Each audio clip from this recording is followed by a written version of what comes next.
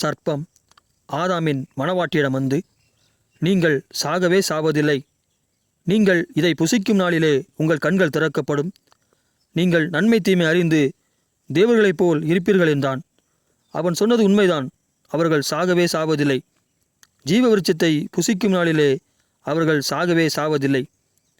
அவர்கள் நன்மை தீமை அறியத்தக்க விருட்சத்தின் கனியை புசிக்கும் நாளிலே அவர்கள் கண்கள் திறக்கப்படும். உண்மைதான்.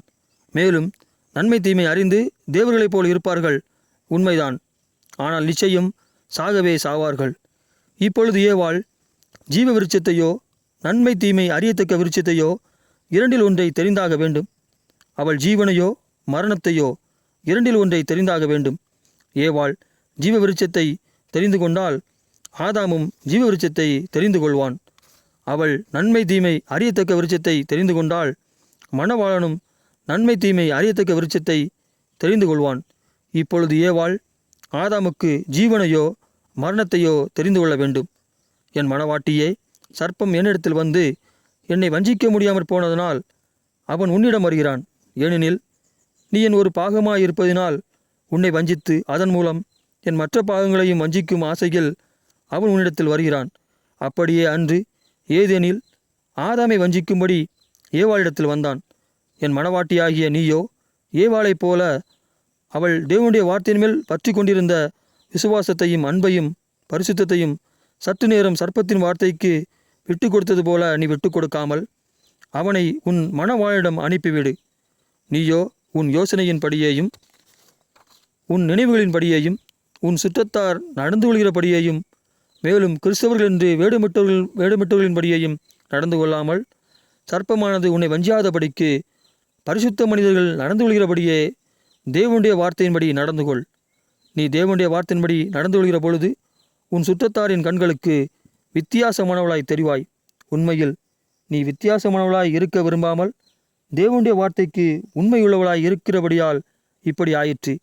என் பரிசுத்த மணவாட்டியே, நித்திய ஜீவனுக்கு ஏதுவான உன் பரிசுத்த நடக்கையை கண்டு சர்ப்பம் உன்னை வஞ்சிக்கும்படியாக பலவிதமான உபாய தந்திரங்களை உன்மேல் வீசுவான்.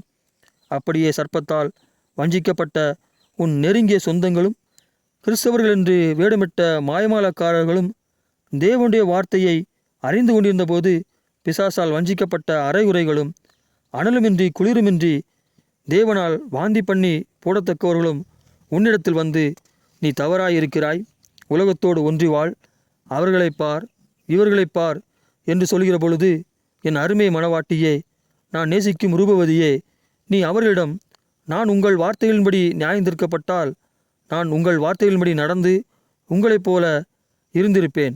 ஆனால் நானோ தேவனுடைய வார்த்தையின்படி நியாயந்திருக்கிறபடியால் அவருடைய வார்த்தையின்படி நடந்து கொள்கிறேன் என்று சர்ப்பத்திடம் சொல்லி நிலைத்திரு. அப்பொழுது அவன் உன்னை விட்டு ஓடிப்போவான். மேலும் இன்னொரு நாள் மீண்டும் உன்னிடத்தில் வந்து முயற்சி செய்து பார்ப்பான். நீயோ தேவனுடைய வார்த்தையின் மேல் கொண்டிருக்கிற உன் விசுவாசத்தையும் அன்பையும் பரிசுத்தத்தையும் சற்று நேரம் கூட சர்ப்பத்திற்கு விட்டு கொடுத்து விடாதே. உன் மணவாளன் உனக்கு நித்திய ஜீவனை அளிக்கும்படி ஜீவ விருட்சத்தை தெரிந்து கொண்டிருக்கிறார். நீ அவருடன் கூட நித்திய ஜீவனை அடையும்படி ஜீவ விருட்சத்தை புசிக்க உன் தைரியத்தையும் உன் விசுவாசத்தையும் முடிவு பரியந்தம் விட்டுவிடாமல் இரு.